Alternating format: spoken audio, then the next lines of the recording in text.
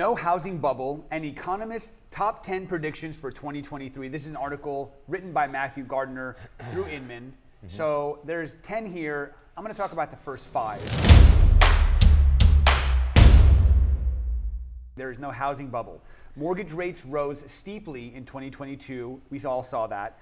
When coupled with the massive run-up in home prices, now has some suggesting that we're recreating the housing bubble of 2007. What are your thoughts here on the housing bubble of 2007 versus today? That's not true. So that's pretty far from the truth on what's going on right now. They raised the rates on purpose for multiple reasons, which we've gone over, battling inflation and also to cool off the market on purpose. The Fed did.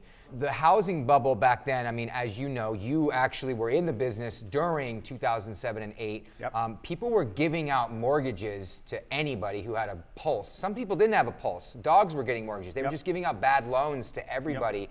So people were getting upside down. There was no equity in the homes, as you know, and that's why it turned into what it turned into. People were calling me and saying, I paid $700,000 for this property. Yeah. My loan balance is $700,000 and my home is trading at $550,000. What do I do? Yeah. The only option for them was to do a short sale. Banks were not making short sales easy, so buyers or homeowners were just like, I'm going to walk away, no skin off my back. That's not the situation now. Now homeowners have way too much equity to walk away from their property, so we will continue to see standard sales, but we will probably see home values fall as the market corrects. Number 2, mortgage rates will drop. That's great news for buyers, right? Mortgage rates started to skyrocket at the start of 2022 as the Fed Reserve announced its intent to address inflation, which you just talked about. Right. So we went from high 2s to low 7s in a matter of 6 months, which is like the biggest jump we've ever seen in interest rates. And that obviously stunted the market. So what are your thoughts here? You think mortgage rates are going to fall? Yeah, I mean, they already have.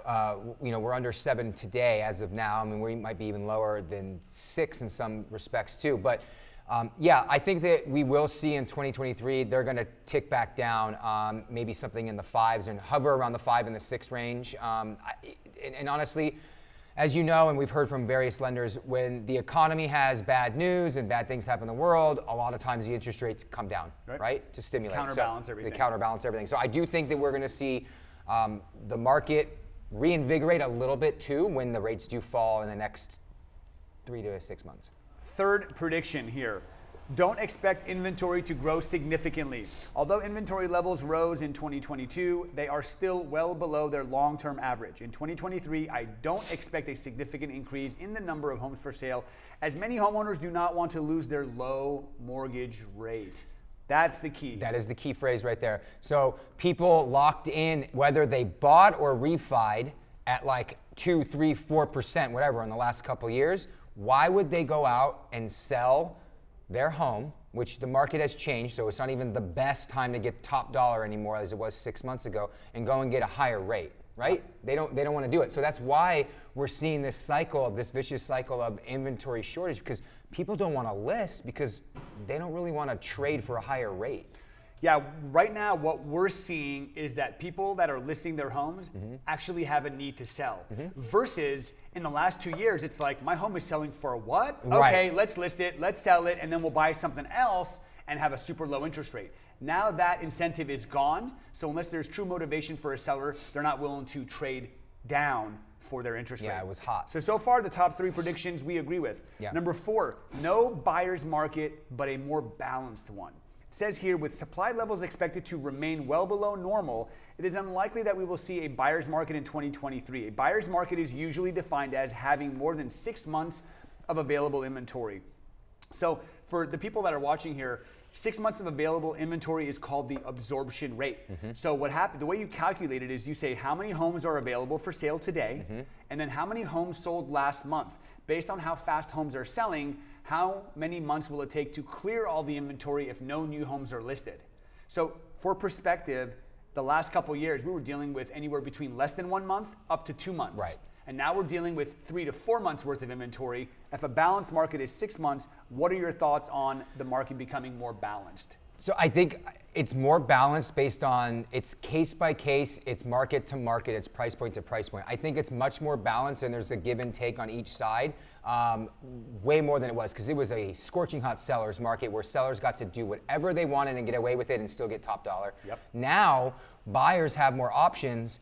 They can negotiate, and it all comes down to the motivation of the seller. How motivated are they to sell? I mean, they're gonna have to sit on the market a lot longer right now. Are they willing to give a little bit because the buyer wants to negotiate on price to get the deal done and sell the home faster? Then you're seeing it a little bit more balanced. So it's definitely balanced out. I don't think it's considered on paper, like you just illustrated, as a balanced market. Technically, it's still a seller's market. It's still a If you're seller's looking at market the if you're looking at the numbers. data, yeah. The real estate market is a lot more than just how many homes are available for sale and how many homes are selling. We're dealing with emotions, we're dealing with the holidays, we're dealing with higher interest rates, we're dealing with fear.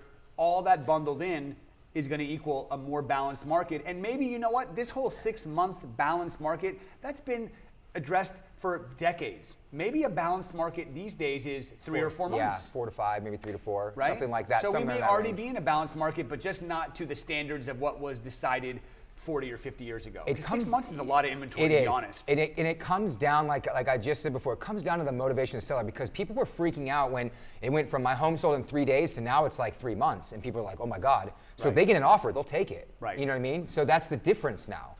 Sellers definitely have to be more patient. Right. Okay, which leads us into number 5, which this is definitely true. Sellers will have to become more realistic. Correct. We all know that home sellers have had the upper hand for several years, but those days are behind us. And though the market has slowed, there are still buyers out there. Homes are selling every single day. We say that all the time. It's true. The difference now is that higher mortgage rates and lower affordability are limiting how much buyers can pay for a home.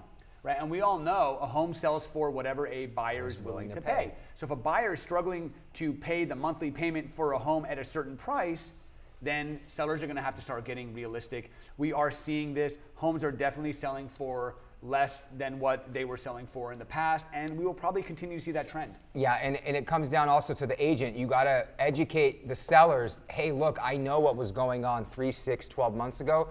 Those prices are in the rear view. You have to, if you want to sell your home now and get the most activity, you have to dial it back on the price a little bit to make sure that you get the exposure. Yep. The people that are winning are getting ahead of the market.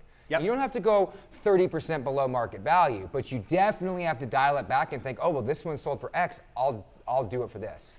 I 100% agree with you. I'm so glad you brought that up. The bottom line is in the past, buyers were just happy to get their offer accepted. Now, buyers don't even want to pay market value. Nope. They want to get ahead of it. Right. Because they know that prices are declining. So they only want to buy a good deal. Right. And they're willing to take a slightly higher mortgage payment and higher interest rate if the price makes sense to them. That's how they're able to logically justify their purchase. So This is a great article. 2023 is going to be an amazing market. There's going to be tons of opportunity. Homes are always selling. We just have to look at these opportunities through a different lens. Yeah, agreed. Great.